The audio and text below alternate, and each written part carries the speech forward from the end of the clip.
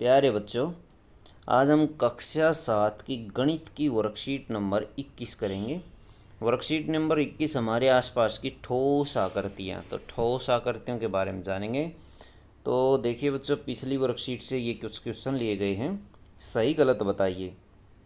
एक वृत्त, त्रिभुज, वर्ग और आयत समतल आकृति के उदाहरण है। बिल्कुल सही है बच्चों। बेलन एक द्विविमीय आकृति है, जबकि त्रिभुज एक त्रिविमीय आकृति है। ये उल्टा दिया गया है, त्रिविमीय होती है बेलन और द्विविमीय होती है त्रिभुज। तो ये बच्चों गलत है। किसी ठोस के तिर्यक चित्र के माप समानुपात में रखे जाते हैं, ये भी गलत है। एक ठोस आकृति जिसका कोई चीज़ नहीं है तो गोला होती है, बिल्कुल सही है बच्चों। एक घन के दो सटे हुए फलकों के बीच का उभयनिष्ठ भाग किनारा कहलाता है, ये भी सही है। तो इस तरह से आप इनको नोट कर सकते हैं। गत्ते के किसी टुकड़े द्वारा अपने भाई या बहन के लिए उसके जन्मदिन की टोपी बनाइए, साथ ही उसके लिए 3 समान घनाकार उपहार बॉक्स भी बनाइए। आप इन तीनों घनाकार डिब्बों को एक दूसरे के पास रख दीजिए और अपने प्रश्नों के उत्तर दीजिए। प्रश्न नंबर 1, जन्मदिन की टोपी के आकार का नाम बताइए। टोपी किस आकार की होगी बच्चों? टोपी इस आकार की होगी, तो इसका नाम क्या है? शंकु है इसका नाम। तथा इसके फलक, सिरस और किनारों की संख्या बताइए। फलक बच्चों फेस लिख देते हैं हम, और फिर उसके बाद एफ ई लिख देते एजिज, और फिर वर्टिसेस लिख देते हैं। तो फेस इसके बच्चों कितने हैं? एक ऊपर है, एक नीचे है, 2 फेस हैं। एजिज इसके किनारे होते हैं बच्चों, ये किनारे ये होते हैं, किनारों को बोलते हैं एजिज। ये भी 2 हैं। और वर्टिसेस बच्चों शीर्षक होते हैं, शीर्ष होते हैं। ये शीर्षक लिखा हुआ है शीर्ष। शीर्ष इसका केवल एक है, ऊपर वाला कोना, ऊपर जहाँ पर लाइनें मिलती हैं उसको शीर्ष कहा जाता है। तो एक ही शीर्ष है इसका। वर्टिसेस अथवा शीर्ष एक है, तो शीर्ष यहाँ पर आप लिख सकते हैं ऐसे। फिर उसके बाद इन्होंने दूसरा क्वेश्चन बताया है कि जिन घनाकार डिब्बों को आपने ज़मीन पर रखा उन्हें ध्यान से देखिए और प्रत्येक डिब्बे के कितने फलक आप देख पा रहे हैं उनकी संख्या लिखिए। तो डिब्बे हम 3 डिब्बे ले लेते हैं, तो 3 डिब्बे हम इस तरह से बनाएंगे। पहला डिब्बा, इसी तरह से दूसरा डिब्बा हम बना लेते हैं।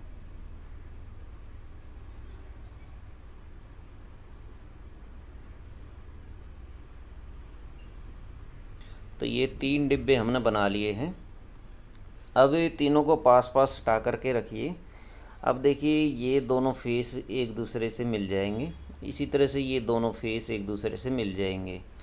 जब ये फेस, एक डिब्बे के 6 फेस होते हैं, 6 फलक होते हैं। अगर ये फेस इसके साथ मिल गया तो यहाँ पर 5 फलक हमें दिखाई देंगे। इसका एक फेस इसके साथ मिल जाता है, बीच वाले डिब्बे का दूसरा फेस इस तरफ मिल जाता है, इसलिए इसके 4 फेस अथवा 4 फलक हमें दिखाई देंगे, और लास्ट वाले डिब्बे के भी 5 हमें दिखाई देंगे। तो इस तरह से पहले के 5, दूसरे के 4, तीसरे के 5 हमें दिखाई देते हैं।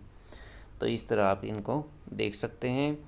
तो यदि फिर इन्होंने कहा कि यदि इनको ज़मीन पर सटा करके रख दें तो कैसी आकृति बनेगी। आगे तीसरे पॉइंट में इन्होंने पूछा है कि इनको तीनों को सटा करके रख दें तो सटाने पर कैसी आकृति मिलेगी। आपकी पुस्तक पर ये हमें फिर घनाकार आकृति मिल जाएगी, क्यूबॉइड के आकार की, यानी घनाभाकार, घनाभ की आकृति, घनाभाकार आकृति मिलेगी। फिर उसके बाद क्वेश्चन नंबर 3 देखिए, आपकी पुस्तक पर जलता हुआ बल्ब सीधा रखा गया है। इस प्रकार प्राप्त होने वाली छाया की आकृति का नाम लिखें और अब चित्र बनाएं। चित्र इस तरह से बनेगा। यदि पुस्तक के ऊपर बिल्कुल ऊपर हम बल्ब को जलाते हैं तो हमें ऐसी आकृति पुस्तक की बनती हुई दिखाई देती है, जो कि आयत की आकृति है।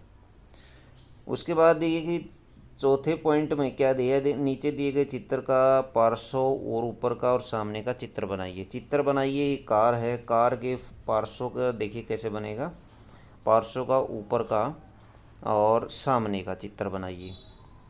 तो बच्चों, पार्श्व का जो चित्र बनेगा वो इस तरह से बनेगा।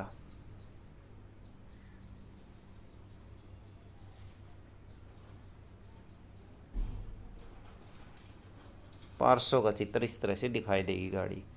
तो ये पार्श्व,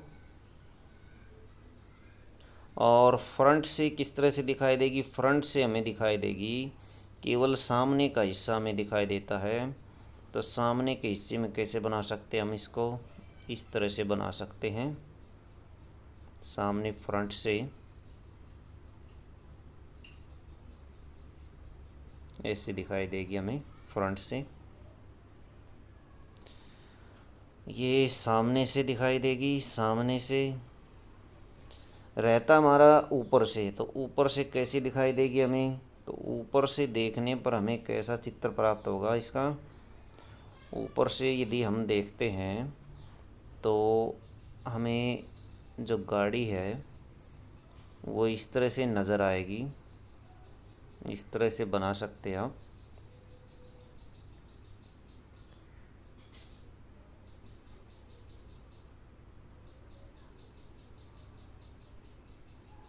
तो इस तरह से बना लीजिए, ये यहाँ पर यहाँ ऐसे आएगा। तो ऊपर से हमें ऐसी नज़र आएगी गाड़ी, तो ऊपर वाले हिस्से से इसके पहिए नज़र नहीं आएंगे। तो इस तरह से बना लीजिए। यहाँ पर एक पासा दिया गया है और इसे देखकर निम्न प्रश्नों के उत्तर दीजिए। तो देखिए पासे के बी फलक पर क्या अंक आएगा, बी पर क्या फलक आएगा, बी पर क्या आएगा, देखिए बी पर 5 और 5, ये देखिए 2 के सामने 5 आएगा, ए के सामने सी आएगा और बी के सामने 3 बी के सामने आ जाएगा। तो अब ये फलकों की संख्या 2 5 ये हो गया बच्चों। यहाँ पर बी के स्थान पर आएगा 4, बी के स्थान पर 4 आएगा। फिर दूसरे क्वेश्चन में पूछा कि पासे के ए बी सी फलकों पर आने वाले अंकों का योग लिखिए।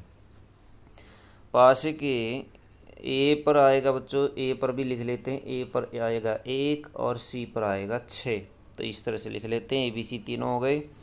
अब इन्होंने कहा ए बी सी पर टोटल अंकों का योग 6 और 4 10 और 11, टोटल 11 हो गया।